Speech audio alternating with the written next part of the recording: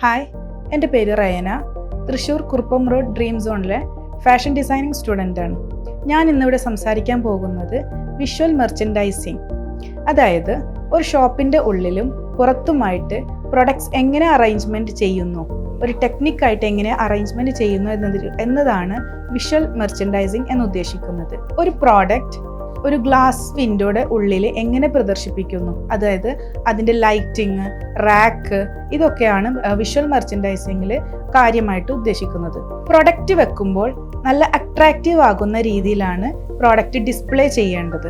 ലൈറ്റിൻ്റെ ഫോക്കസ് ഒരു പ്രൊഡക്റ്റിൻ്റെ മുകളിലേക്ക് വരുന്ന രീതിയിലായിരിക്കണം ഒരു പ്രൊഡക്റ്റ് ഡിസ്പ്ലേ ചെയ്യേണ്ടത്. സീസണലായിട്ട് ഏറ്റവും പുതിയ ഡിസൈൻസ് ഗ്ലാസ് വിൻഡോയിൽ ഡിസ്പ്ലേ ചെയ്യുന്നു.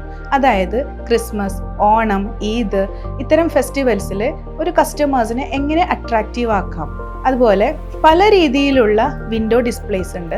Open window display, closed window display, അതുപോലെ കോർണർ വിൻഡോ ഡിസ്പ്ലേ, അതുപോലെ ഐലാൻഡ് ഡിസ്പ്ലേ, ഷാഡോ ബോക്സ്. ഇത്തരം ഡിസ്പ്ലേസ് ഒക്കെ വരുന്നത് മറ്റുള്ള കസ്റ്റമേഴ്സിനെ അട്രാക്റ്റീവ് ആക്കാൻ വേണ്ടിയിട്ടാണ്.